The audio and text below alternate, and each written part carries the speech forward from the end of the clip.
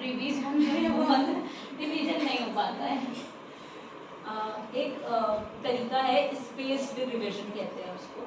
मैं भी जैसे अब अगर मुझसे कोई पूछ ले मेरे इंजीनियरिंग का, तो मैंने काफ़ी टाइम से रिवीजन नहीं किया है, तो मैं भी लैग करूँगी बताने में।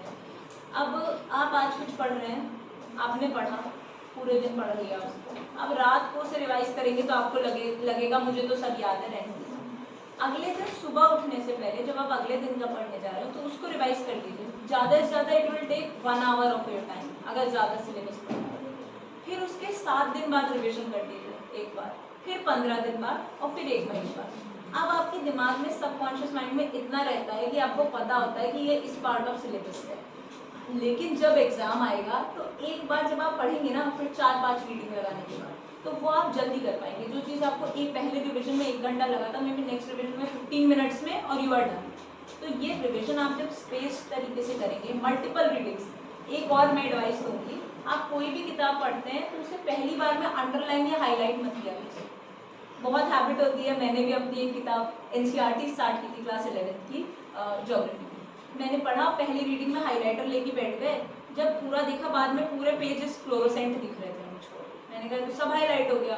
फिर जब बाद में मैंने रियलाइज़ किया अपने नेक्स्ट अटेम्प्ट्स में कि आप एक पन्ने को मल्टीपल बार पढ़िए, 2 बार आपने रीडिंग लगा ली तब इम्पॉर्टेंट वर्ड हाईलाइट कीजिए, तो उससे आपको याद रहेगा कि ये वर्ड याद करें। जैसे वोल्केनो आपने हाईलाइट किया, डेफिनेशन लिखा है कुछ, और पॉलिटी का एग्जाम्पल लेते हैं जो सब लोग समझ जाए। आपने सपोज आर्टिकल 32 हाईलाइट किया है, कोई रिट हाईलाइट किया है, सर्शियरी या प्रोहिबिशन, तो आप उस रिट के नाम को हाईलाइट कीजिए केवल, कॉन्स्टिट्यूशनल रेमेडी को, ताकि जब आप अगली बार उस नाम को पढ़ें तो आपको दिमाग खुद प्रोसेस करे कि यार ये रिट कौन सी थी। और हमेशा स्टे क्यूरियस ऑलवेज, क्यों होता है, क्या होता है, जानने की कोशिश करो। अब आप इच्छा में देख लो, बहुत जगह बहुत पोल्यूशन लेवल, AQI आप लोग सुनते हो कि दिल्ली का बहुत खराब है, यहाँ का बहुत खराब है। किच्छा का अच्छा है रिलेटिवली, और उतना अच्छा नहीं है। तो आपको क्या करना है, आपने AQI पढ़ा, आज न्यूज़ में दिल्ली का AQI इतना था। फ़ोन तो सब यूज़ करते होंगे, मुझे नहीं लगता कोई भी है यहाँ पे जो फ़ोन या नेट यूज़ नहीं करता है। गूगल पर डाल लीजिए AQI क्या होता है, किच्छा का AQI बताइए।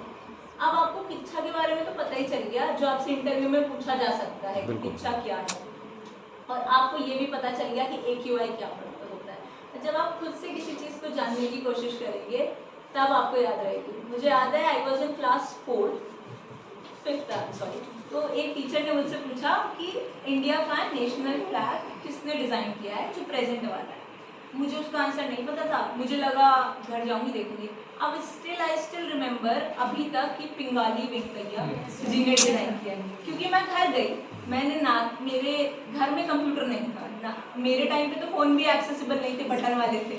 तो मैं उनके ऑफिस गई, वहाँ मैंने गूगल किया जाके हु डिज़ाइन इंडियाज़ फ्लैग, तो वहाँ पिंगाली वेंकैया आया। मैं गई अगले दिन अपने टीचर के पास बताने, आज तक आई कैन नॉट फॉरगेट कि वो फ्लैग किसने डिज़ाइन किया।